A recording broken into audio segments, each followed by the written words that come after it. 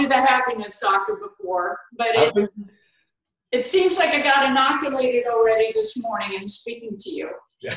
So Vernon Brown, the happiness, what does it mean if you could be happy every day, or if you, now see, I'm all mixed up because I'm so happy about all because this is if your energy is low and you don't know it, you know if you're not happy, right? For sure, for sure. Whether consciously or unconsciously, there's some awareness because you're picking up on some things. Yeah. And so in picking up on addressing how someone for themselves says, wow, my energy is low. We don't know what we don't know. If our energy is low, however, it's coming across in our face, in our voice, in our body language, even in Zoom meetings, it can come across. What are the things that you first help people with? So first up, Sandra, I got to say thank you for us connecting. Thank you for us just making this happen. You know, it's an interesting thing. Like, no one is exempt from this. I want to make sure I say this. I mean, I'm not trying to pathologize anything, but low energy. And it's something that all of us have experienced at some point in our lives. It's concentration, focus, awareness are completely gone. You know, it's kind of like when you're reading a book and you'll read 3 pages and like, what did I just read? You have to keep going back and it's just not sticking, right? We can become a little critical, we become judgmental. We can just become just a different person than who we are. And oftentimes, you know, we can keep up just kind of the facade of everything's okay. But, you know, when the camera's off, when the phone hangs up, when we're by ourselves, we just kind of boom, kind of collapse. And it's one of those things that's slow and insidious. You don't pick up on it. You know, I'll give you another example because I'm big on examples so people get it, is the things that used to take you 30 minutes or an hour start taking you 2 hours, 3 hours, 4 hours. You know, the things that used to find a lot of excitement from, all of a sudden they become a drain. And, you know, a big example that I'm always using is thinking about, you know, when you want to go to the gym or want to exercise. I'm big on exercise and moving my body. It helps me clear things up. But all of a sudden you're like, oh gosh, I got to get my shoes on. And then I got to lace them up. And then I got to get the keys. And then everything becomes like this process. And it's just a sign of low energy. And it's something that, again, we can all experience in our lives. And a couple of things that you and I have in common, and it's that we work out every morning, one way or the other, at a very early hour. And it's not a decision, we're just doing it like brushing our teeth. How did, you know, I think when we were talking about this earlier, you said that those are some good habits that create the foundation for great success. Absolutely.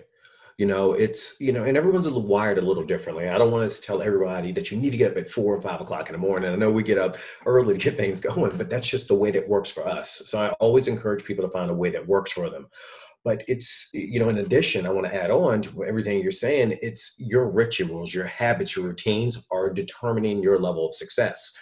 You know, whenever I talk with someone, and I've worked with thousands of people over the last 6 going on 7 years now, and the more successful people, or however you define success, it's relative in so many cases, once you step outside of finances, right? Because all of your people, they're achievers, they were succeeders. It's not about the finances, that's a reward for them achieving, but it's your routine. And especially, you know, I call this the great reset, everything that's happening right now, because I'm always trying to put things into the positive. Yes, there are some tragic things that have happened, but it's making people connect on a different level into the basic fundamentals. And one of the fundamentals is, are you setting yourself up for success daily? Are you getting up, moving your body? You know, I get up early, 4:30, and I start moving my body around, not only because it's one of the few times I can get when my son's not driving me bonkers. You know, I love my son, but let's be real. I need that special time for myself to kind of recharge my juices, to think. And your routine is so important, because routines, when it comes to success isn't, and we talked about this, and everyone, I don't mean to diarrhea all over you or just blah, but it's. Oh, I love it. Keep going. This is just how I'm wired this way, but success isn't this giant ball that you know, in November, you're just going to crush it. Yes, you are going to crush it, but those other 10 months prior, you did things to achieve it. You know, you start your lead generation early. You know, I work with entrepreneurs. I work with people who are just so driven to be successful. and, we start our lead generation at a certain time. We make sure that we're prospecting. We're making sure we're engaging in conversations. We're making sure we're giving every single time and giving everything. That is our habits that we intentionally etch out. One of the worst things you can do is to make success an accident. Do not make success an accident. That's going to hurt you long term. It's going to affect your confidence. It's going to affect your wherewithal. It's going to affect your ability to reproduce it. But it's, going back to what we originally talked about, is making sure that you have a successful routine or habit. I always get my clients, I am always pressing them, we need to optimize your schedule. Is it really successful? And that doesn't necessarily mean that you need to work harder. Most of the time it's working smarter. Do you have a break built into your day? What are you doing to connect with your family more and your friends more? We know you're going to be successful. That's by design. By design, you're going to be successful. You will be successful when working, because that's what we do. But it's making sure the yacht that you're building towards, make sure you're not on it by yourself, right? Right. But yeah, success is, it's not this condition. It's a habit. It's a ritual. And I can't make somebody pursue a worthwhile dream. I can paint the worthwhile dream, but in pursuing it, there's some fundamentals to happiness. You're talking about these habits that allow you to get into that pursuit at a higher, bigger, deeper, faster level, isn't it? Absolutely. And leveraging what works is also leveraging what's inside of you and how you're wired. You and I are wired differently than, like, my 88-year-old mother has always been wired differently. And she used to be upset at me. You're just like your father. Well, my dad and I were wired very similar. We had similar communication styles. But just because we were go, go, go people didn't mean that we didn't have to come back and nurture that self-time. We're just wired differently, and we nurtured it differently. So in talking to all the different groups, like my mom used to sew our clothes. That gave her a great deal of joy. Being by herself, achieving that sewing. Now my sister and I still sometimes dress alike. So we're 16 months apart. She used to just sew the same thing and put us in two of the same outfits about the same different size. But that brought her joy. And then as my dad's business grew, she had to keep finding that ability to find that time within herself, because in looking back, I see now in her 80s how she gets in that mode in the morning and finds her joy. She operates this and so strong. So my personal opinion is this helps you live long and live strong, like it does my mom. So for people who are wired differently, how do you help them find those things that help them regroup? I love what you said about your mom, and it's a great example of your mom and your dad and just like your sister and everything, because I never speak in absolutes, right? Because the big thing is the things we or other people, your viewers, we're all wired a little differently. However, I like to think largely that we all are building towards something that we want, whether we're conscious of that or not. We're all building towards something that we want. But a big thing with happiness, a big thing that find you excitement, a big things that drive you is recognizing what makes me happy won't make you happy. And it's finding you're happy in that special, unique way. You mentioned what your mom loves. That's her happy. And when I'm with someone, it's recognizing, like, what did you used to do that brought you a lot of excitement? Because, oftentimes happy and doing fun things, that's going to be the first thing that goes. I've seen this thousands of times. Doing something fun is one of the first thing that goes when we start working towards something. Because we start thinking that, oh gosh, different things, like if I start having fun, I'm going to be taken away from it, when that recharges you. But it's getting people to go back to that kind of core person. And I'm always letting people know, like, everything that we needed to know, we learned when we were a kid. It's playing. You didn't know if you would like to ride the bike down the hill, with no hands, but guess what? You got curious about it and tried it. Next, boom, you find it. So it's about getting curious. It's about people recognizing that oftentimes we know what it is. We just need the right questions, the powers and the questions. And, those questions it's not telling people, but it's getting people curious about it. Curiosity is a form of playing, by the way. It's fun to be curious. That's why we like detective shows. That's why we like these mysteries. They're fun.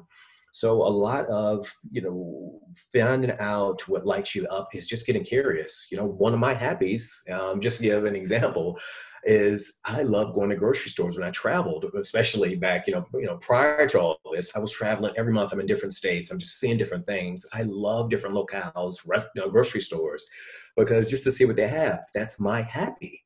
But it's curiosity. It's all about curiosity. And once we figure out what it is, it's scheduling your happy. You need to do it often. Picture you have a hard day, you have a long day, you have a successful day, you have a great day. Celebrate it with the thing that makes you happy. So in backing up to the grocery store makes you happy, which favorite aisle? I have to say the international aisle. I love fixing, and my son, he's 5 and he's at that stage where he doesn't like certain things and he does, but he's at that stage where he's so curious, and I'm always curious. I'm gonna be a kid to the day I die, but it's international aisle. I love finding new ingredients and say, hey, what can I make with this? So, okay, so in Iowa, the international aisle is food from Louisiana. I mean, we're really kind of, I grew up around a bunch of German farmers and Swedish Lutherans and a bunch of Amish. I mean, we really just, that meat and potato, we're just swinging through and maybe grabbing some extra things for the extra 50 people that might be driving by. So, I mean, and also we have a great sense of humor. And I can see where you're saying getting to those places that bring you happy. Because when I'm back in Iowa, there's a potato chip company called Sturzy's, and they have something from back when they first started making these potato chips after World War II that they would only sell in a certain area. So Sturzy's will only allow stores to sell within a certain area of Iowa. So when any of us are back there, we all go to the Sturzy's aisle and take a selfie and send it to our friends like, hey, and then everyone's like, send me some Sturzy's.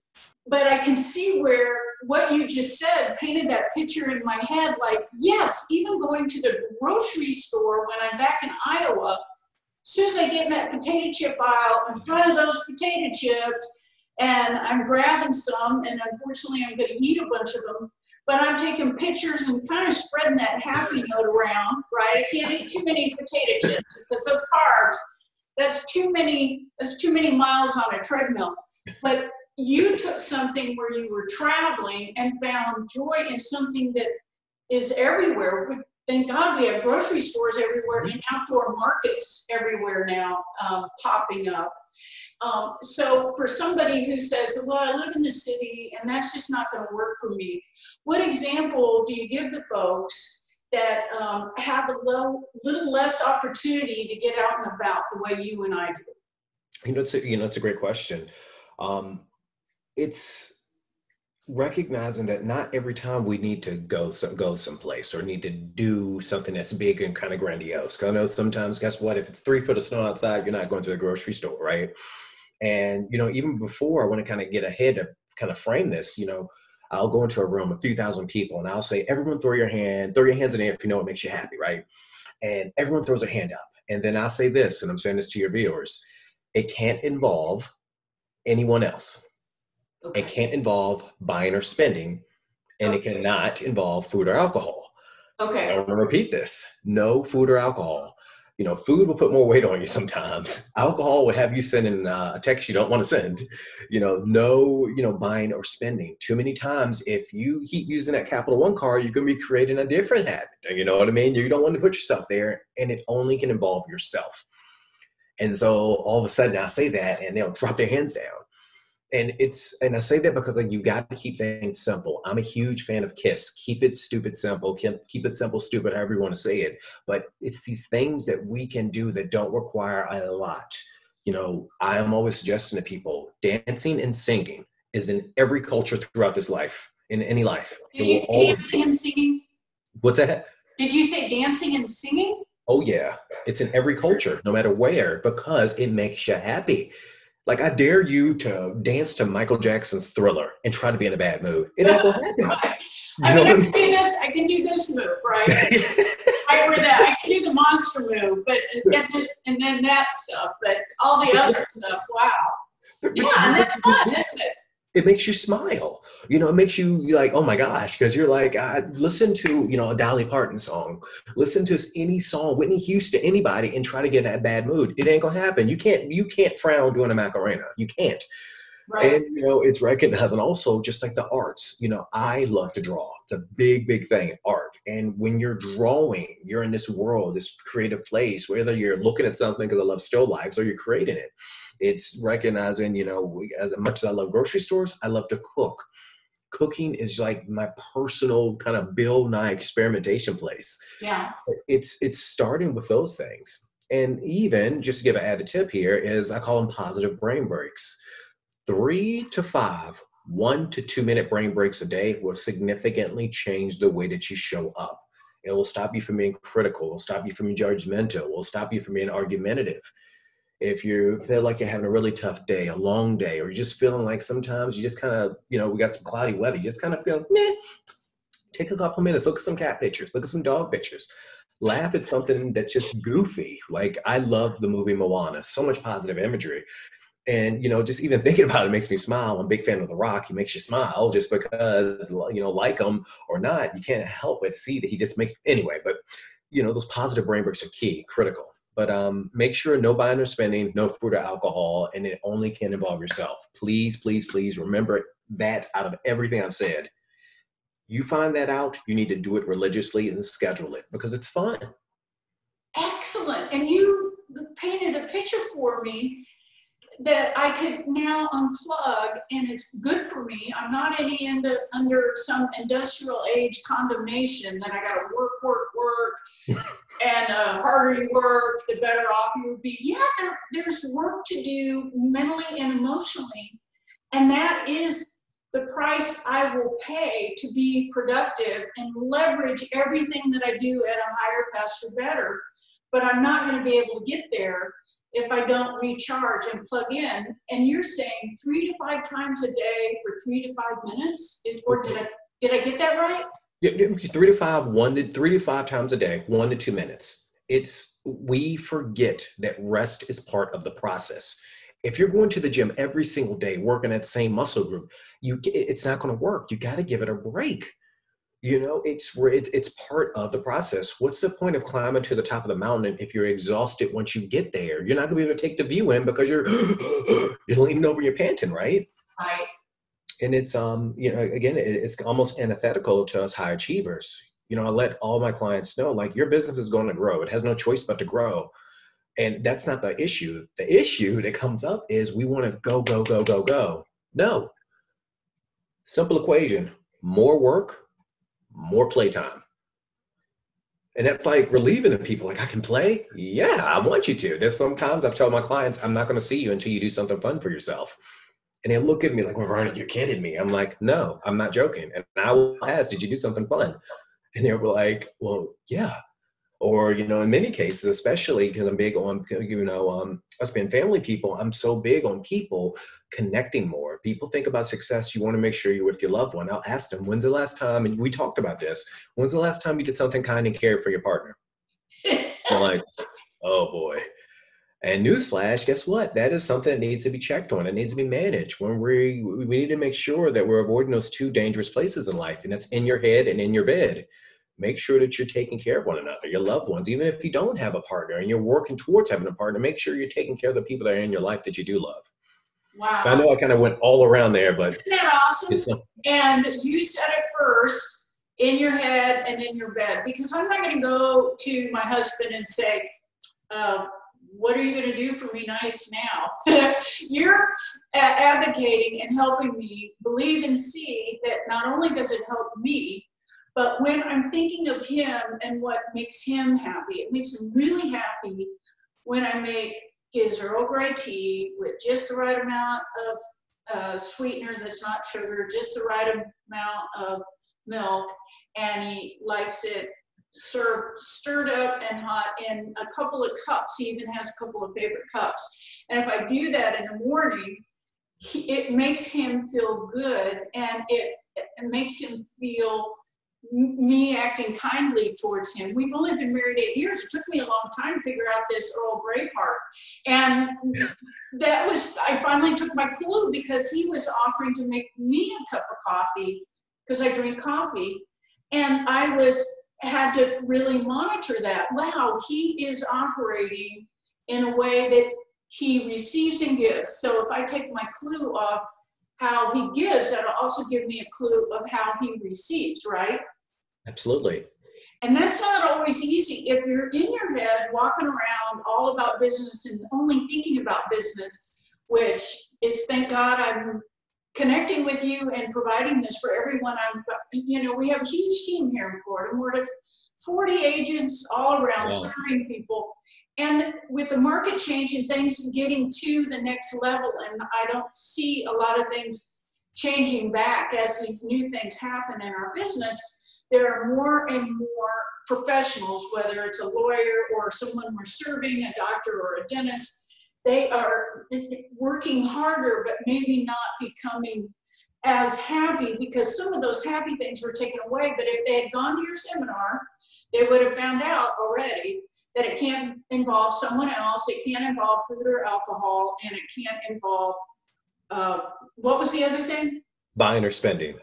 Buying or spending, which is a problem for people. They can get endorphins from spending. They can get endorphins, but they'll be on Amazon. Wow, I could buy this kitty litter and this cat food, but now I can get my cat this cat house, and all of a sudden they've got a different kind of problem going with that endorphin. You're talking about how to manage that endorphin that's always been available, but now critical than ever.